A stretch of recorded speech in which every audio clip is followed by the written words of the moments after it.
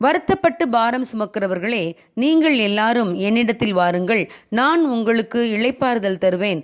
மத்தேயு 11வது அதிகாரம் 28வது வசனம். 1886ஆம் ஆண்டு ஜெர்மனியின் மியூனிக் நகர வீதிகளில் கார்ல் பென்ஸ் தனது காரை ஓட்டி பார்த்தார். அவர் தன் காருக்கு மெர்சிடிஸ் பென்ஸ் என்று பெயர் வைத்திருந்தார். அவருடைய மகள் பெயர்தான் மெர்சிடிஸ். ஆகவேதான் அவர் காருக்கு அந்த பெயரை வைத்திருந்தார். இந்த கார் தெருக்களில் ஓடிய போது ஜனங்களின் கோபத்துக்கு ஆளானது. ஜனங்கள் எல்லோரும் அந்த கார் எழுப்பிய சத்தத்தை கேட்டு பயந்தனர். சிறுவர்கள் பயந்து ஓடி ஒளிந்தனர். ஆகவே அனைவரும் சேர்ந்து அந்த காருக்கு எதிராக புகார் கொடுத்தனர். எனவே அந்த பட்டணத்து நிர்வாகம் பென்ஸ் காருக்கு வேக கட்டுப்பாடு விதித்தது. குதிரைகளால் இழுக்கப்படாமல் மோட்டாரால் இயக்கப்படும் வண்டிகள் நகர்ப்புறங்களில் செல்லும் போது 1 மணி நேரத்திற்கு 3.5 மைல் வேகத்தில் மட்டுமே செல்ல வேண்டும். நகருக்கு புறம்பே செல்லும் போது மணிக்கு 7 மைல் என்ற வேகத்தில் செல்லலாம் என்று வேக கட்டுப்பாடு நிர்ணயிக்கப்பட்டது. இதை கண்டதும் தன் கார்களை ஒருபோதும் சந்தையில் விற்க முடியாது என்று பென்ஸ் நினைத்தார். இவ்வளவு மெதுவாக ஊர்ந்து சென்றால் குதிரை வண்டிகளை ஒருபோதும் மேற்கொள்ள முடியாது என்று பென்ஸ் நினைத்தார். எனவே அவர் ஒரு நாள் அந்த பகுதியின் மேயரை தன்னுடைய காரில் தன்னோடு கூட பிரயாணம் செய்ய வர வேண்டும் என்று கேட்டார். மேயரும் சம்மதித்தார்.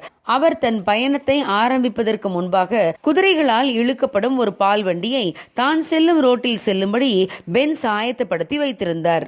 மேலும் அவர் அந்த குதிரை வண்டிக்காரரிடம், நீ என் காரை முந்தி செல்ல வேண்டும், நீ அப்படி குதிரை வண்டியை வேகமாக ஓட்டினால் உனக்கு பரிசு தருவேன் என்று சொல்லி வைத்திருந்தார்.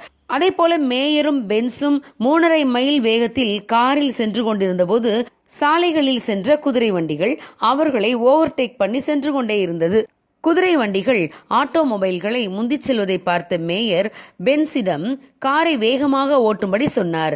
உடனே பென்ஸ், சாரி, நம் நாட்டில் நகர்ப்புறங்களில் மோட்டார் வண்டிகள் மணிக்கு 3.5 மைல் வேகத்தில் தான் செல்ல வேண்டும் என்று சட்டம் இருக்கிறது என்று சொன்னார். இந்த சம்பவத்துக்கு பின்பு உடனடியாக வேக கட்டுப்பாடு நீக்கப்பட்டது. பென்ஸ் கார்களில் பயணம் செய்தால் குதிரை வண்டிகளை விட மிக வேகமாக செல்ல முடியும் என்று மக்கள் கண்டுகொண்டனர். அதன் பின்பு பென்ஸ் காரை அவர்கள் விரும்பி வாங்கினார்கள். ஆம் பிரியமானவர்களே, இதை போலவே மக்கள் எந்த ஒரு புதிய சாதனத்தையும் அதன் நன்மைகளை விளங்கிக் கொள்ளாமல் எதிர்ப்பார்கள். ஆனால் உண்மையிலேயே அதன் நன்மைகளை புரிந்து கொண்டால் விரும்ப ஆரம்பிப்பார்கள். இயேசு கிறிஸ்துவின் சுவிசேஷம் மனிதர்களுக்கு இம்மையில் சந்தோஷத்தையும் சமாதானத்தையும் மறுமையில் நித்திய ஜீவனையும் கொடுக்கிறது. ஆனால் அதை அறியாத ஜனங்கள் இயேசு கிறிஸ்துவின் சுவிசேஷத்தை எதிர்க்கின்றனர்.